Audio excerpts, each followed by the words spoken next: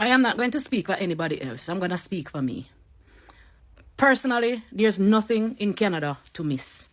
When we were growing up, we were cultured that foreign is greener pasture, and America, Canada, and England are greener pastures, and everybody wanting to go. And that is one of the biggest lie that could ever endow on the Caribbean people. Caribbean people rich in love, in help, in kindness, in being your brother's keeper. That is not in first world country.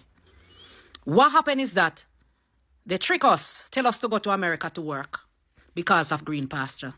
And they build up these expensive houses and charge us 250,000 Jamaican dollars, which is 2,000 odd Canadian dollars for rent.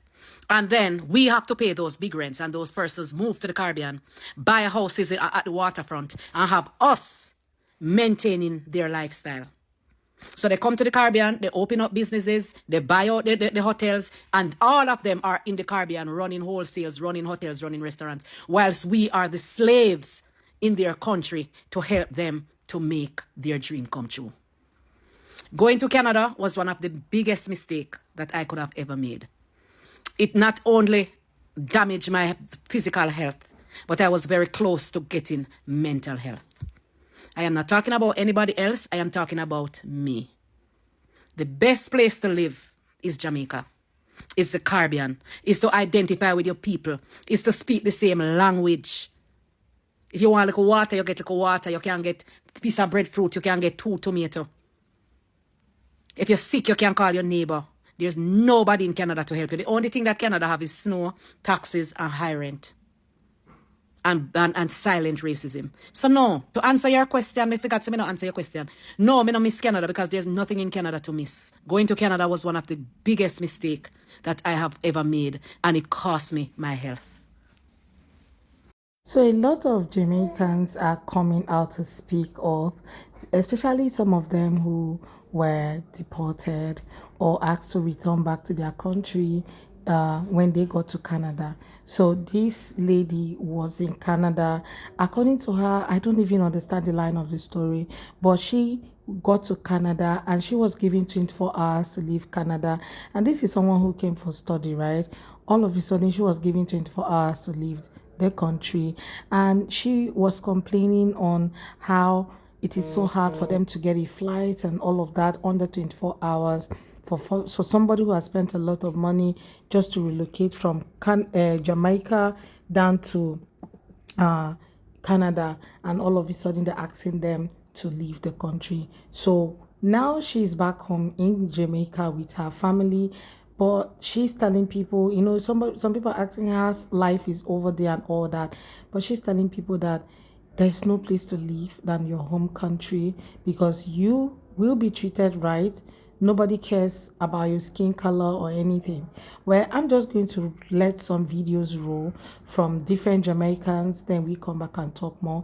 Let me know what your thoughts are in the comment. Please go ahead and subscribe to my channel if you have not already.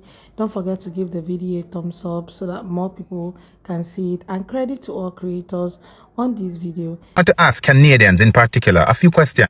I live here with my family in British Columbia, Canada. The question is, why when my kids go to the playground, why is it that no white children want to play with them?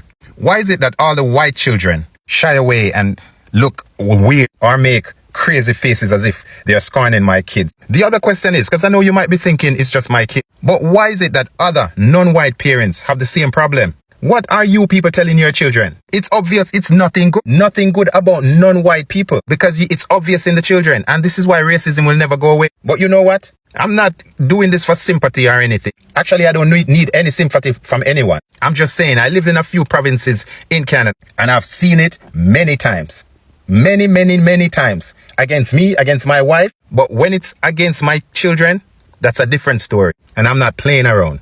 My Caribbean people, the ones with the brain, not the ones who are trying to conform, not the ones who are trying to fit in, the ones who understand what's going on. Canada is a very, very racist country. They act and they say otherwise as if it's not true, but it's true. I've lived it. And now my children are experiencing it. I just want to say for all the racist people, the people who say they are not racist, racism is a form of stupidity. Not just ignorance, stupidity. And if you're a racist person, you are a stupid person. I see my little 4-year-old girl going to the playground to make friends. She approached children and she talked to them, make conversation when kids are playing. And if they're not black, or if they're not non-white, I should say, then it's a no-no. The kids are like acting as if they're scorning my children. Growing up in Jamaica, I know that kids, not just Jamaica, I'm not stupid, I lived in the States too. Kids play with kids. They don't have to introduce themselves to each other. They just see an opportunity to play. But not these children. What is happening? What is happening? What are the parents doing? What are the parents saying? What are the parents telling the kids about black people, about Indian people, about brown people? What are the children, what are the parents doing? I have a home. I don't have to stay here and let my kids endure all this stupidity from stupid people. This Canadian life is just an experience. My people, don't be fooled. Don't be fooled. I was not fooled. But when things happen to my kids, then that's a different thing. Different story. One thing, I have to say one thing. One thing. Nothing lasts forever. Tables always turn. Remember that. I don't think that Ray to the Seas will ever stop, because a lot of people have made it their point of duty to make sure that a lot of children get to know these things. This thing didn't come from the stomach. Nobody was born with it. It is people that impart that in children. It is people that impart it in people. So as they grow up, they keep knowing what it is, and they keep passing it down to other generations. And when people migrate abroad like this, sometimes it's usually their kids that suffer it. So I don't blame people who live in a particular country and decide to move back to their home country. Only them can tell you what they faced in that country, because sometimes the story is usually not the same. The story is usually different, and it makes a lot of people feel it is better we go back home if we're not treated nice. According to this man who is talking about how life is better in Jamaica than living there in Canada, and how his kids are directly affected by their stay in that country. And I feel so sad for the children, and I'm happy that the father is so much aware and have decided to pick up his bag and that of his family and move back to where they are accepted. So a lot of my friends and family, particular in Jamaica, asking me what is my experience being in Canada, because they want to make the transition. Now, this video is not to discourage anybody from coming to Canada. If you feel like Canada is a place that you want to come and live and, you know, start your family, feel free. Don't let this discourage you. But I want to share the realities of Canada. I've been here for the last almost 6 years, and Canada has been, it's different from after COVID. Canada has changed significantly in a number of areas, and I'll speak to some of the areas that I think Canada changed a lot in. When it comes down to taxes, Canada, I think, have one of the highest taxes in the world. So the more money you earn, the more tax you pay in Canada. It's like the higher you climb, is the higher the government take money out of your pay. So you're paying, as I'm up to 47% of your income in Canada that goes to tax. So it's very, very, very, very tax heavy in Canada. The other thing that I noticed in Canada is that after COVID, the price of food went right through the doors. Like literally, you can go to supermarket with $100 Canadian and you come out back with absolutely nothing. Just two, probably, if you get 2 bags with $100, you get a lot. Food over the last 2 years, particularly 3 years, skyrocket high. You know, it's okay if you pack up from foreign and go back to your yard. It's okay. It's okay if you've migrated and you decide that this is not working out. I am going back to Jamaica. Nothing is wrong with that. And we need to normalize people doing that instead of staying in a foreign country and suffer. It makes no sense for us to stay in a foreign country if we're not doing well. And doing well doesn't necessarily mean that you have a house, you have a car, you have a good job. Doing well also means that you're not coping mentally. You're just not happy. It doesn't matter what you do. It doesn't matter who you're around. You're not happy. Now, the other day, somebody told me that, you know, somebody that we both know, That person decided to go back home. And I said, good for her. Good for her. Because if you're really not happy here, if you're not getting the kind of job that you want, you come to Canada and you just realize it doesn't matter what you try, it doesn't matter what kind of qualifications you have. You've gotten certified here in Canada, you have your qualification from back home in Jamaica. Listen, sometimes we have master's degrees and we can't get a good job over here. If you realize that you're not getting to back to the status after 4 years, 5 years, the kind of lifestyle that you used to live in Jamaica, you're not able to do that in Canada or the United States, go back home. A lot of us come here and we leave house, we leave car, we left good jobs. Our kids were in private schools, the best of the best in Jamaica, and we come here and we're just not getting that standard of living. Even though you might have a job, you might be able to buy a house, but that standard of living that you had in Jamaica, that good job where that made you feel like, oh, you're actually meeting your targets and meeting your goals in terms of your career. You have to start all over from scratch, and sometimes even after 4 or 5 years, you're still not there. Let's normalize saying, you know what? There's no shame in it. I'm going to pack up and I'm going to go back to my home country because this is not working out. It's okay. There's no shame in it. Pack up and just go back home. Nothing wrong with it. Let's pack up and come back home. I really do not see anything bad in going back home when a country you are in is no longer favorable to you. When you have tried all you could to make sure you make that place home for you, and yet it's not conducive for yourself and that of your family, especially for those of us with kids, right? When you try as much as possible to make sure that your kids are comfortable, the atmosphere is comfortable for them, and yet you still have this thing fighting your effort, I don't think it's a bad idea to pack up and go back home. Seriously. For the sanity of your children, you want to groom a wholesome child.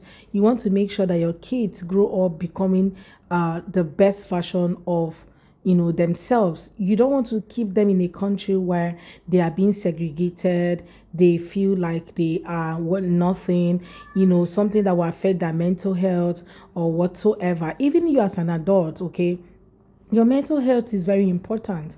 If that country is no longer favorable, then you pack up and you leave. Seriously. Don't even wait for anyone to tell you that it's time for you to go. Sometimes I see people, when we come back to Africa from other countries, we come back to our hometown, you just see people saying, oh, why did you come back? Why did you come back? You should have stayed back there. It's not so easy back home. See, the truth is that it's not easy anywhere, okay? But the kind of segregation, the kind of eventful attitudes, okay, that you get from other countries is not compared to what you get back home. Back home, you can battle other things that is happening in your country, but you see, when it comes to people segregating you or saying, oh, because of your skin color, they are trying to, judge you and all of that, you can't find it back home because we are all of the same color and all of that. Nobody cares, right? Okay, that's why you see Black Americans come back to Africa and they feel among, they go to the Caribbeans, they feel among, because we are almost the same color tone, we're almost the same black color. In fact, we are of the same color, so nobody is feeling so like segregated and everybody just blending, okay? But when you mix up with this whole people, this white people, you find out that sometimes, man, the way they act towards people, and whenever I hear these people share their stories, I'm like, are you kidding me right now? I've had friends who tell me how they feel, where they are, and you be like, oh my God, are you kidding me right now? But these things are happening, right? These things are happening, and when people start talking about them, don't try to make them feel like they are not saying something interesting, or they're trying to make it manipulate people and all that. No, they are telling you their life experiences. And for some people who were sent back to their countries for no reason or one reason or the other, I hope you find a better life. If you want to try other countries next time, fine, but right now you're home. Make out the best of yourself, okay? Make do with the time that you're in the house or in your country, and live a better life, and make sure that you're doing better for yourself, and not feel like the whole world has crumbled and all of that. And for some people who are also looking at moving to the Western world, though it is nice, okay, it's a good idea, right? But always look out for yourself. Make sure that you're prepared for everything that you're going to meet there, because there's actually no place like home. No matter how you flip it, there is no place like home, okay? But guys, let me know what your thoughts are in the comment. Let's have that conversation. Please go ahead and subscribe to my channel if you have not already. Don't forget to give the video a thumbs up so that more people can see it. I hope to see you guys on my next video. Thank you so much for watching, guys. Bye.